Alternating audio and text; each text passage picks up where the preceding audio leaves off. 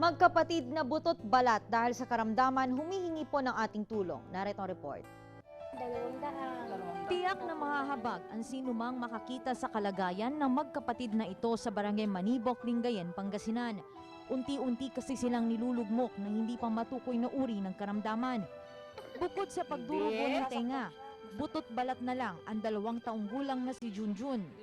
Samantalang tuluyan nang nalumpo ang 4 na taong gulang na si Geraldine dahil sa umano'y sakit sa buto matapos mahulog sa higaan. Kapansin-pansin din ang tila bukol nito sa likuran. Ay, pneumonia. Pneumonia daw. Tapos pinapa-CT scan to. Kaso walang pera. Napalitan ng dugo kasi to.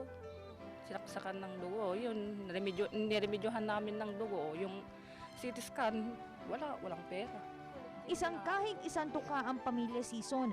Hindi umano sapat ang maliit na kita ng asawang umi-extra lang sa pangingisda para buhayin ang 5 pang anak. Nalulungkot din kasi hindi sila nakakapaglaro. Tapos kung minsan hindi ako nakapaghahanap buhay din dito lang.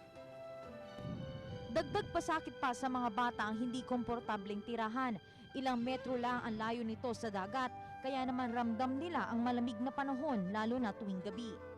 Matagal na panahon na umano na hindi nasisilayan ni Aiza ang ngiti ng mga anak, kaya hiling niyang matulungan sila para maipagamot ang mga ito at maibsan ang paghihirap. Gusto ko lang pong gustong tumulong po sa amin na magamot yung mga anak.